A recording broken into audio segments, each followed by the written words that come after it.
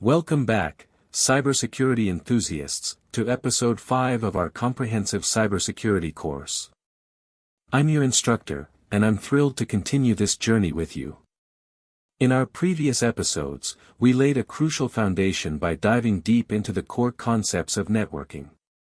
We explored how data travels across the internet, the different layers of the OSI model, and the various protocols that govern communication.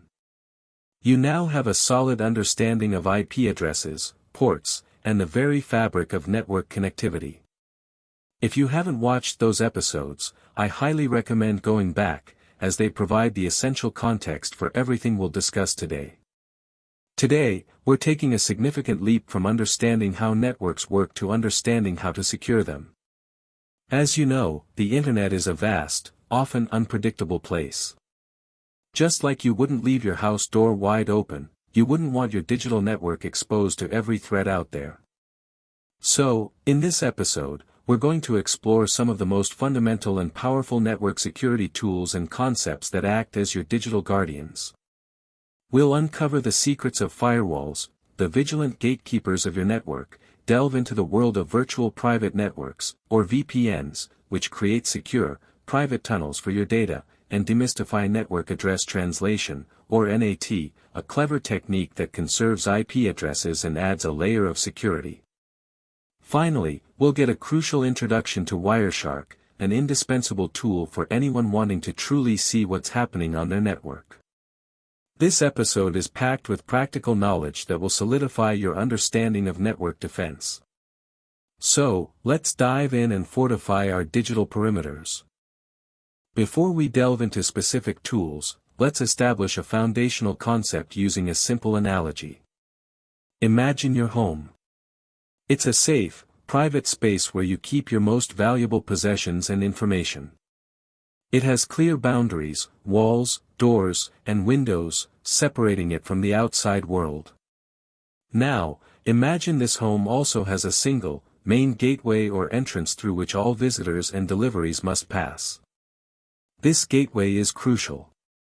You want legitimate visitors, like your friends or the mailman, to come in, but you absolutely want to keep out unwelcome intruders, burglars, or malicious actors. In the world of cybersecurity, your network, whether it's your home Wi-Fi or a large corporate infrastructure, functions very much like this house. It contains valuable data, devices, and applications that need protection. The outside world is the vast, often untrusted internet. And just like your home needs a secure entrance, your network needs a digital gateway that intelligently manages who and what gets in or out. This concept of a controlled entry and exit point is fundamental to network security. We're not just talking about blocking everything, but intelligently allowing legitimate communication while strictly enforcing rules against anything potentially harmful. This is where our network security tools come into play, acting as sophisticated digital gatekeepers, ensuring only authorized traffic can traverse your network's boundaries. Expanding on our analogy, let's formally introduce the concept of a network perimeter. Think of a network perimeter as the imaginary boundary that separates your internal, trusted network from the untrusted external network, which is primarily the internet. Inside this perimeter, you have your private devices, your sensitive data, and controlled access. This is your safe zone.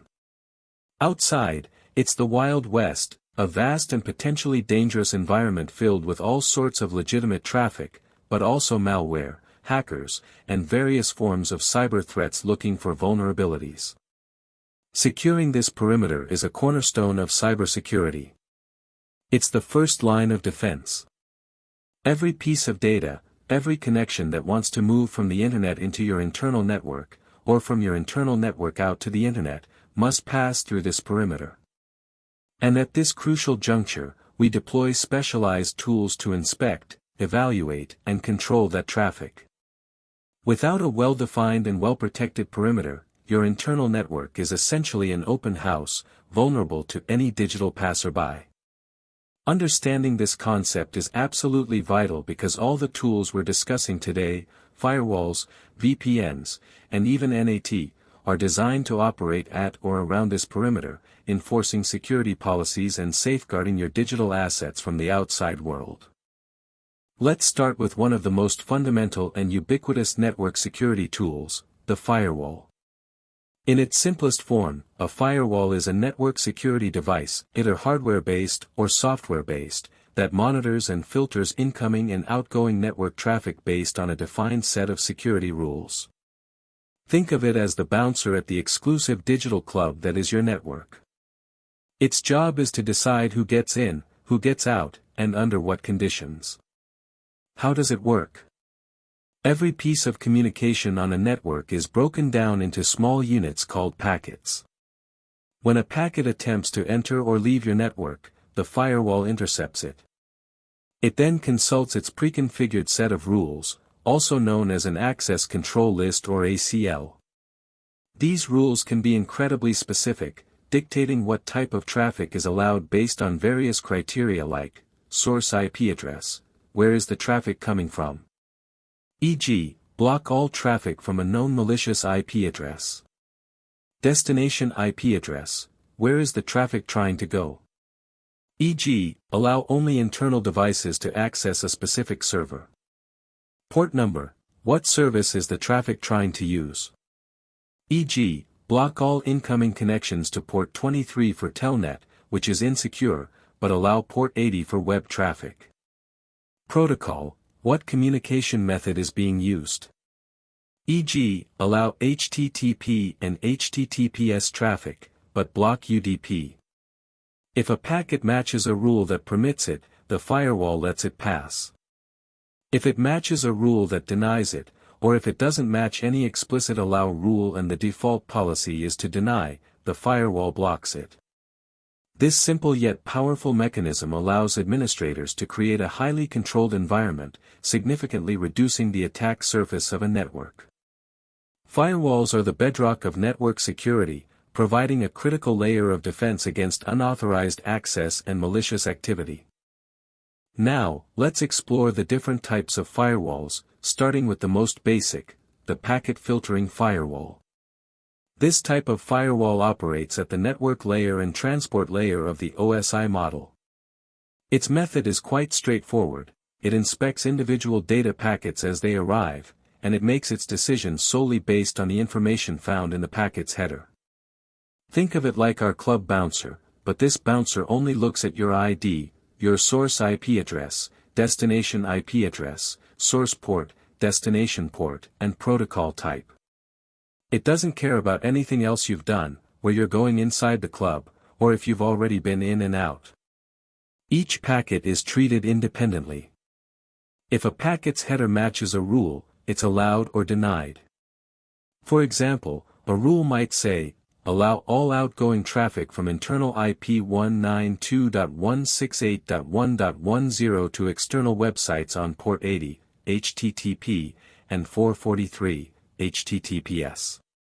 Or, block all incoming traffic from IP address 10.0.0.5. The pros of packet filtering firewalls are their simplicity and speed. They introduce very little latency because they don't perform complex analysis. However, their major drawback is that they are stateless. They don't keep track of the context of a connection. They don't know if an incoming packet is part of an established, legitimate communication initiated from within the network, or if it's a completely new, potentially malicious connection attempt from the outside. This makes them vulnerable to certain types of attacks, like IP spoofing, where an attacker falsifies the source IP address to appear as a legitimate internal system. While basic, understanding packet filtering is essential as it forms the foundation for more advanced firewall technologies. Moving up in sophistication, we come to the stateful inspection firewall, also known as a dynamic packet filter. This is the most common type of firewall used today, for good reason. Unlike its stateless predecessor, a stateful inspection firewall is much smarter. It doesn't just look at individual packets in isolation, it keeps track of the state of active network connections. Imagine our club bouncer now has a guest list and remembers who's gone in, who they're with, and what they're doing. When an internal user initiates a connection to an external server, let's say they request a web page, the stateful firewall records this outgoing connection in a state table or connection table. When the web server sends response packets back, the firewall can check its state table. If those incoming packets belong to an established, legitimate connection that was initiated from inside the network, the firewall allows them to pass, even if there isn't an explicit allow incoming rule for that specific port. It intelligently knows this traffic is part of an authorized conversation. This statefulness significantly enhances security. It blocks unsolicited incoming traffic while permitting legitimate responses to outgoing requests. This makes it far more resilient against many types of attacks, as it prevents external attackers from establishing connections directly into your network unless an internal host explicitly initiated communication first. Most modern routers and operating systems include stateful firewall capabilities, making them an indispensable component of contemporary network security architectures. While more resource-intensive than simple packet filters due to the need to maintain the state table, the security benefits far outweigh this minor overhead. Stepping into the realm of even greater scrutiny, we encounter proxy firewalls, often referred to as application layer gateways. These firewalls are the most sophisticated of the types we've discussed, operating at the highest layer of the OSI model, the application layer. Instead of simply inspecting packet headers or connection states, a proxy firewall acts as an intermediary, making connections on behalf of the client. Let's go back to our club analogy, but this time, the bouncer is much more thorough. This bouncer doesn't just check your ID and track your movements, they actually take your message, open it, read it, and then deliver it themselves to the person inside. If a response comes, they receive it, open it, read it, and then relay it back to you. This is exactly what a proxy firewall does. When a client inside your network wants to connect to an external server, say, a website, they don't connect directly. Instead, they connect to the proxy firewall. The proxy firewall then examines the application layer traffic, not just the headers, but the actual content of the request. It can inspect HTTP requests, FTP commands, or SMTP emails. If the request is deemed safe and compliant with policy, the proxy establishes a brand new connection to the external server on the client's behalf. The external server only sees the proxy's IP address, not the internal client's. This man-in-the-middle approach offers several powerful advantages: deep packet inspection. It can analyze the actual content of application traffic for malware, specific keywords, or policy violations. Content filtering. It can block access to specific types of websites, e.g., social media, gambling, or filter out certain file types. Anonymity/security. It hides the internal network structure and IP addresses from the outside world, making it harder for attackers to map your network. Protocol compliance. It can enforce strict adherence to protocol standards. The main drawbacks are performance overhead. As it terminates and re-establishes connections, it adds latency and complexity in configuration. However, for high-security environments, proxy firewalls provide an unmatched level of control and inspection, playing a vital role in preventing sophisticated application layer attacks.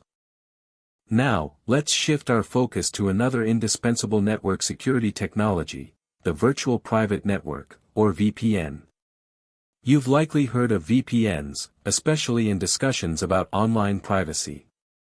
But what exactly are they, and how do they work their magic? At its core, a VPN extends a private network across a public network, like the Internet. It allows users to send and receive data across shared or public networks as if their computing devices were directly connected to the private network.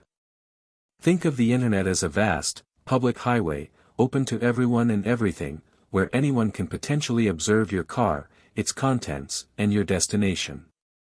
A VPN, then, is like building your own private, armored, and entirely enclosed tunnel directly from your location, perhaps your home or a coffee shop, all the way to a specific destination, like your company's internal network, or even just another server on the internet.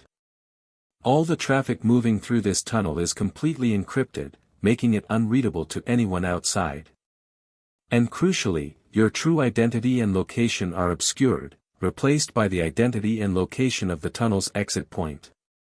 The term virtual signifies that this private connection isn't a dedicated physical line, but rather a software-driven, logical connection established over the existing internet infrastructure.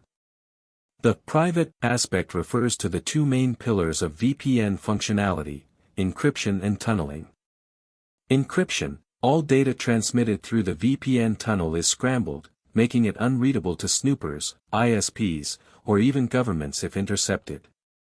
Tunneling: your data packets are encapsulated inside another packet, creating a secure tunnel through the internet.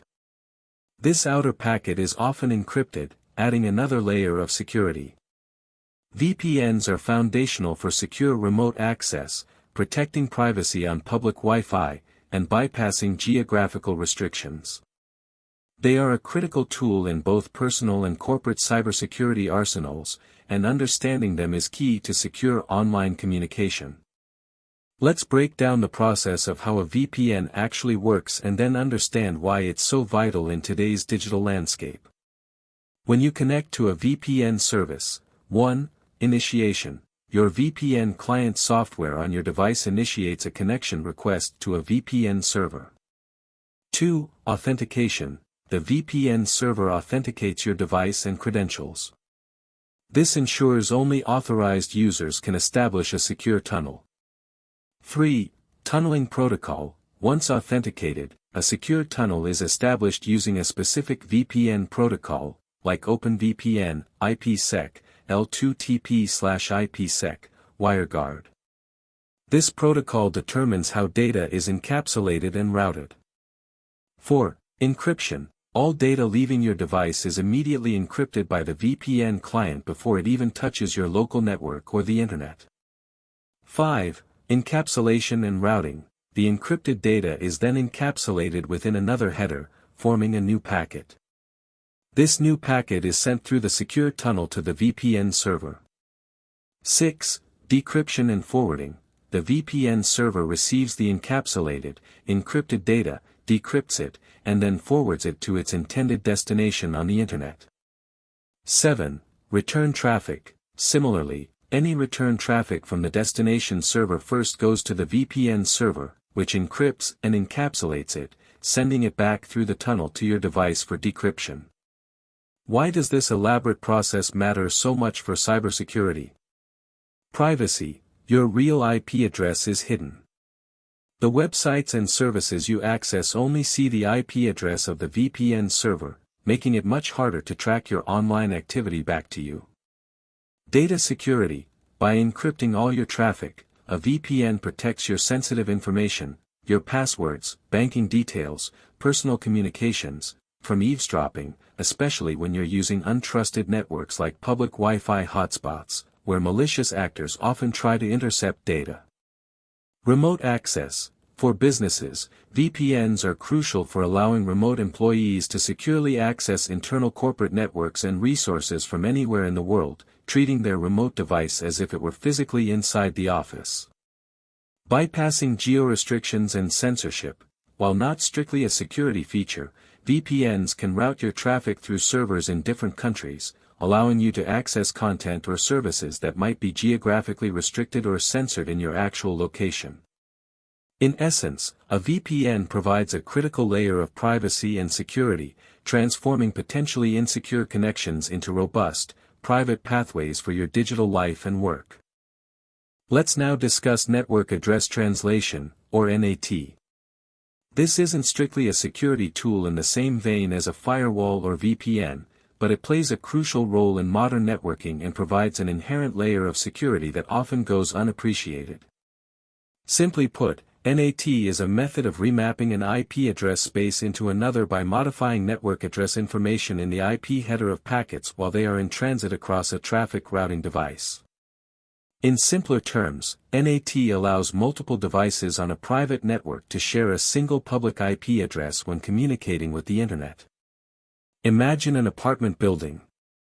Each apartment has a unique internal apartment number, like a private IP address, but the entire building shares one main street address for all incoming and outgoing mail, like a public IP address. When someone sends mail to an apartment, the building manager, the router performing NAT, receives it at the main street address and knows which internal apartment to deliver it to. When an apartment resident sends mail, it goes through the building manager, who puts the building street address as the return address before sending it out. Here's how it functions in your home or office. 1. Your home router assigns private IP addresses, like 192.168.1.x, to all your devices. These addresses are only unique within your local network and are not routable on the public internet. 2. When a device on your private network wants to access a website on the internet, it sends a packet to the router. 3. The router, performing NAT, takes this packet, replaces the device's private source IP address with its own public IP address, the one assigned by your internet service provider, and then sends the packet out to the internet. 4. When the website sends a response, it sends it back to the router's public IP address. 5. The router, having kept a translation table that maps outgoing private IPs and ports to specific public ports, knows which internal device the response belongs to and forwards it accordingly. The benefits of NAT are significant: IP address conservation.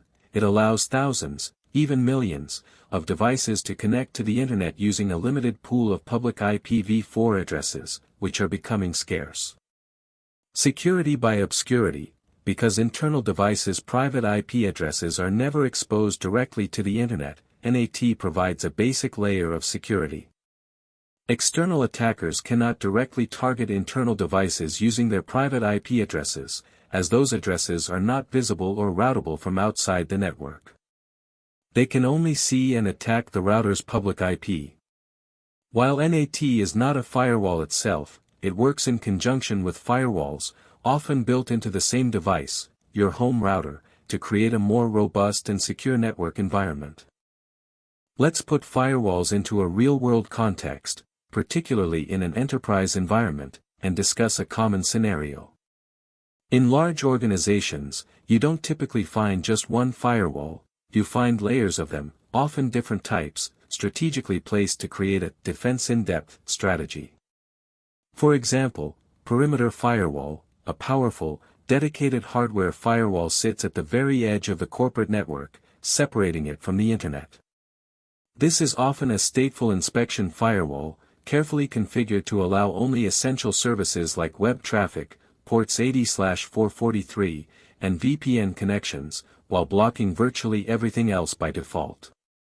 Internal firewalls. Within the network, software firewalls on individual servers or host-based firewalls on workstations might restrict traffic between different departments or segments of the network. Application firewalls, WAFs for web servers hosting critical applications. A web application firewall, WAF, which is a type of proxy firewall, might be deployed to protect against attacks like SQL injection or cross-site scripting that target vulnerabilities within the web application itself, rather than just the network ports. Consider a real-world incident that might have been prevented, or significantly mitigated, by proper firewall configuration. Imagine a company that hosts its customer database on a server.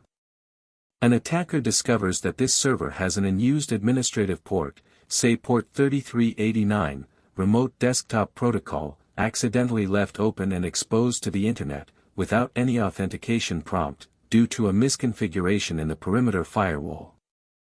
The firewall administrator, perhaps during maintenance, forgot to re-enable the "Deny All Inbound by Default" rule for non-essential services. The attacker exploits this vulnerability, gaining direct access to the server, and potentially exfiltrating sensitive customer data. This type of incident underscores the critical importance of diligent firewall rule management, regular auditing, and strictly adhering to the principle of least privilege, only allowing the bare minimum necessary traffic. A properly configured firewall would have explicitly blocked port 3389 from external access, effectively neutralizing this specific attack vector, regardless of any software vulnerabilities on the server itself. This example highlights that firewalls are only as effective as the rules governing them. Let's now look at some practical applications of VPNs that are incredibly relevant in our modern, connected world. The rise of remote work has made VPNs an absolute necessity for businesses. Consider a scenario where an employee is working from home. To access sensitive company files, internal applications, or databases, they can't simply connect directly over the open internet. That traffic would be exposed and vulnerable. Instead, the employee uses a corporate VPN client on their laptop. This client establishes an encrypted tunnel to the company's VPN server. Now, all their network traffic to and from the corporate network is secured within this tunnel. From the company's perspective, it's as if the employee's laptop is physically sitting within the office network, enjoying the same level of security and access controls. This ensures business continuity and data protection, regardless of the employee's physical location. Another crucial application of VPNs is protecting your personal data when using public Wi-Fi. We've all been there, at a coffee shop, an airport, or a hotel, connecting to seemingly free Wi-Fi. While convenient, these networks are inherently insecure. They are often unencrypted, meaning anyone with basic sniffing tools can potentially intercept your traffic, your passwords, emails, browsing history. This is often referred to as a man-in-the-middle attack, where an attacker intercepts communication between two systems without their knowledge. By connecting to a VPN before you access any sensitive information on public Wi-Fi, you create that encrypted tunnel. Even if an attacker on the same public Wi-Fi network manages to intercept your traffic, all they'll see is garbled, unreadable, encrypted data flowing to and from the VPN server. Your actual online activities and data remain private and secure. It's an essential habit for anyone who frequently uses public Wi-Fi hotspots, ensuring your digital safety in potentially hostile network environments. Finally, let's introduce a powerful and indispensable tool for network professionals and cybersecurity analysts alike, Wireshark. Wireshark is a free and open-source packet analyzer. What does that mean? It allows you to see what's happening on your network at a microscopic level. Think of it as a highly sophisticated magnifying glass or a digital stethoscope for your network. It captures network traffic in real time and presents it in a human-readable format, showing you every single packet, its source, destination, protocol, and even its raw data content. Wireshark operates by putting your network interface card (NIC) into promiscuous mode, allowing it to capture all traffic that passes through it, not just traffic specifically addressed to your device. This capability makes it incredibly valuable for network troubleshooting. If you're experiencing slow network speeds or connection issues, Wireshark can help identify bottlenecks, misconfigurations, or problematic devices by analyzing the traffic flow. Protocol analysis. It helps in understanding how various network protocols, HTTP, DNS, FTP, TCP, UDP, etc., actually work by dissecting their packets. Security analysis. This is where Wireshark becomes a critical cybersecurity tool. Security professionals use it to detect suspicious activity, identifying unusual traffic patterns, unauthorized connection attempts, or communication with known malicious IP addresses. Investigate security incidents, analyzing captured traffic after a breach to understand how an attack happened, what data was exfiltrated, or what malware communicated with. Identify unencrypted traffic, discovering if sensitive data is being transmitted in plain text, making it vulnerable to interception. Malware analysis, observing the network communication patterns of malware to understand its behavior. A crucial ethical consideration, while Wireshark is incredibly powerful, it's also a tool that can be misused. Always ensure you have explicit permission to capture and analyze network traffic, especially in corporate or shared environments. Unauthorized sniffing of network traffic can have serious legal and ethical implications. Used responsibly, Wireshark is an unparalleled tool for gaining deep insights into network behavior and a foundational skill for any aspiring cybersecurity professional. We've covered a lot of ground in this episode, equipping you with essential knowledge about securing your network perimeter. Let's quickly recap the key takeaways. First, we established that firewalls are the vigilant gatekeepers of your network, inspecting and filtering all incoming and outgoing traffic based on predefined rules. We explored three primary types: packet filtering firewalls, the simplest, examining only packet headers; stateful inspection firewalls, the most common, maintaining a state table to track active connections, offering much greater security; proxy firewalls, application layer gateways, the most advanced, acting as intermediaries to perform deep content inspection and hide internal network details. Next, we delved into virtual private networks, or VPNs. You learned that a VPN creates a secure, encrypted tunnel over public networks like the Internet, ensuring privacy, data security, and enabling secure remote access to corporate resources. It's your personal armored car on the digital highway. We then understood network address translation, or NAT, a clever technique that allows multiple devices on a private network to share a single public IP address. Beyond conserving precious IPv4 addresses, NAT provides a fundamental layer of security by obscuring your internal network structure from the outside world. Finally, we were introduced to Wireshark, the indispensable network protocol analyzer. This powerful tool allows us to capture, inspect, and analyze network traffic at a granular level, crucial for troubleshooting, understanding protocols, and most importantly for us, performing deep security analysis to detect and investigate potential threats. Together, these tools form the core of a robust network security posture.